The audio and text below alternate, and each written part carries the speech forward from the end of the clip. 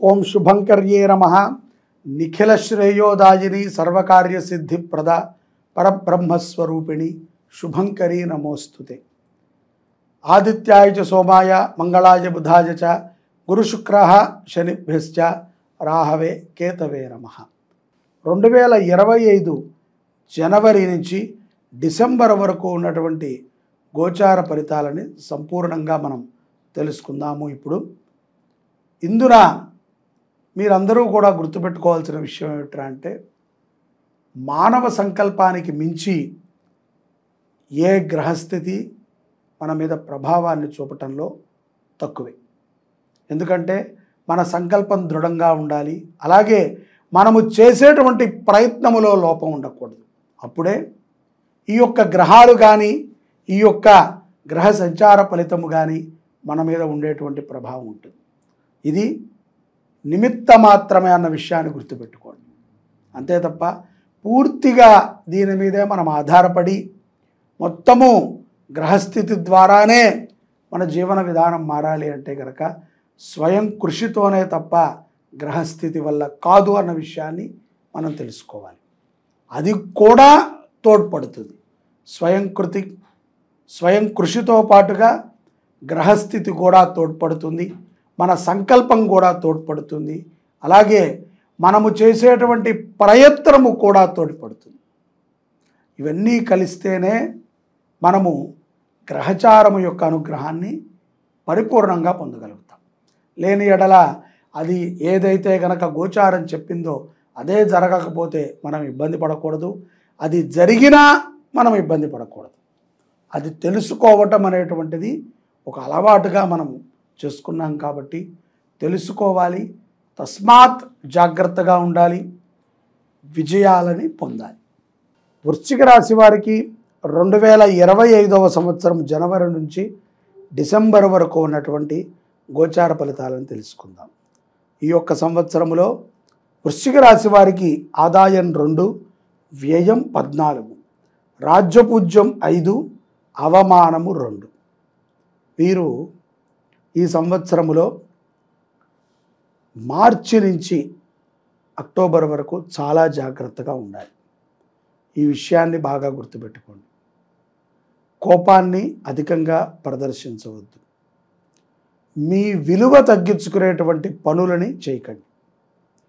ఇచ్చిన మాటకి కట్టుబడి ఉండండి. ఇవన్నీ కూడా గుర్తుపెట్టుకోండి.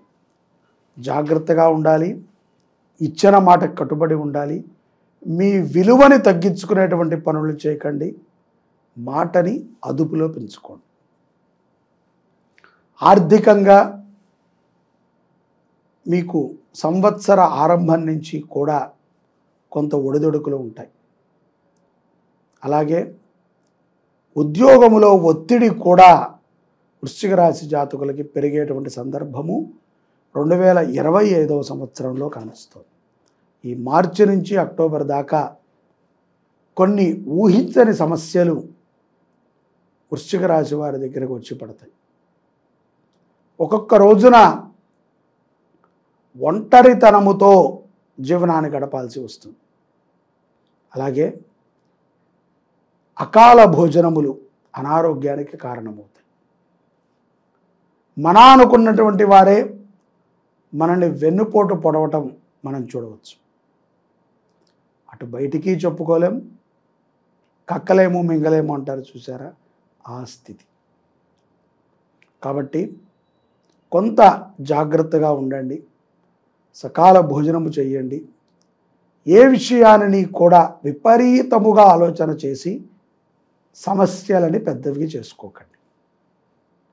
వివాహం కానటువంటి స్త్రీ పురుషులకి వివాహ యోగ్యం కనిపిస్తోంది. జూన్ మాసం నుంచి సెప్టెంబర్ లోపు వివాహము కుదిరేటువంటి సందర్భాలు కూడా గోచరిస్తున్నాయి. ఈ యొక్క 2025వ సంవత్సరము జనవరి నుంచి డిసెంబర్ వరకు కూడా వ్యాపారస్తులు పూర్వ వ్యాపారాన్నే చేస్తూ ఉండండి. తొందరపాటుతో వ్యాపారములో మార్పులు కానీ ఆలోచనలని కానీ చేయకండి. అలాగే అధికమైనటువంటి పెట్టుబడులను పెట్టి రిస్క్ చేసేటువంటి వ్యాపారస్తులు తస్మాత్ జాగ్రత్తగా ఉండాలి. అన్ని సందర్భాలు మనకి కావాల్సినట్టుగా ఉండవు. ఇంతకాలం మనకి సమయం ఇచ్చినా సరే మనం ఏం చేయలేకపోయామే అనేటువంటి ఒక బాధ మిమ్మల్ని చాలా ఇబ్బంది పెడుతూ ఉంటుంది. చేసేటువంటి అవకాశం లేకుండా పోయిందే. ఎప్పుడు చూడు ఏకాకిగా ఉండటానికి ఇష్టపడటము, ఒంటరితనముతో జీవనము గడపటానికి ఇష్టపడటాన్ని వృశ్చిక రాశిలో మనం చూడవచ్చు.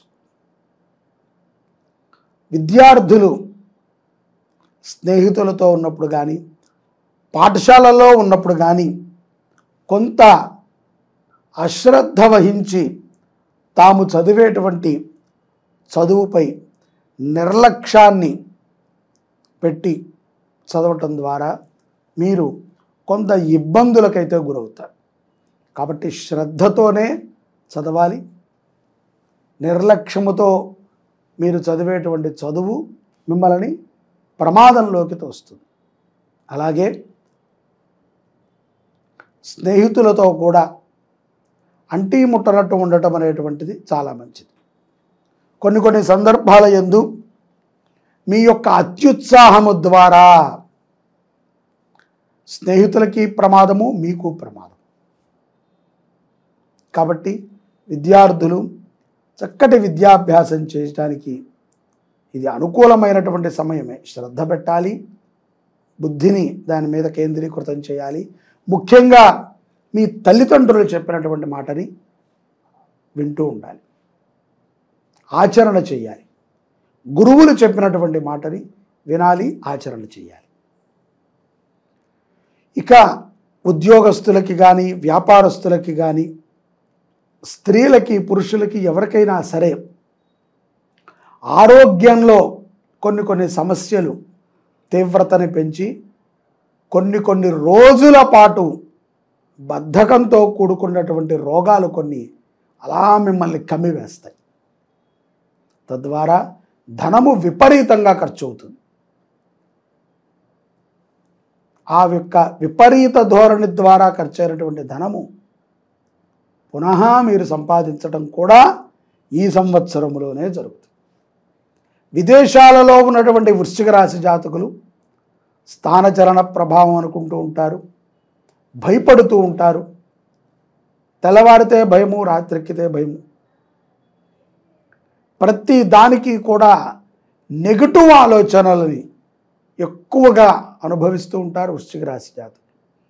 నెగిటివ్ని పక్కన పెట్టి పాజిటివ్ ఆలోచనలతో ఉండండి. లక్ష్మీ నారసింహస్వామి వారి యొక్క ఆరాధన చేయటము గోచారము రీత్యా వృశ్చిక రాశి వారికి సత్ఫలితాలను ఇస్తుంది. లక్ష్మీ నారసింహ దివ్యక్షేత్రాలను దర్శించండి. స్వామివారి యొక్క స్తోత్రాన్ని, కరావలంబ స్తోత్రాన్ని పఠన చేయండి, వినండి. లక్ష్మీ నారసింహస్వామి వారి యొక్క మంత్రము ఉచ్చారణ చేసుకుంటూ ఉండండి. అలాగే ఆరోగ్యము మెరుగుపడటానికి, సంపద వృద్ధి చెందటానికి, మనకి ఉన్నటువంటి ఉద్యోగ వ్యాపార వ్యవహారములన్నీ కూడా సద్దుమణగటానికి 2025వ సంవత్సరము లక్ష్మీ నారసింహ ఉపాసన ఈ యొక్క వృశ్చిక రాశి వారికి ఎంతగానో ఉపయుక్తమవుతుంది. రాజకీయ నాయకులు ముఖ్యంగా చాలా జాగ్రత్తగా ఉండాలి. రేపు ప్రమాణమనంగా ఇవాళ మన పదవి క్యాన్సిల్ అయ్యేటువంటి సందర్భాలు కూడా ఉంటాయి.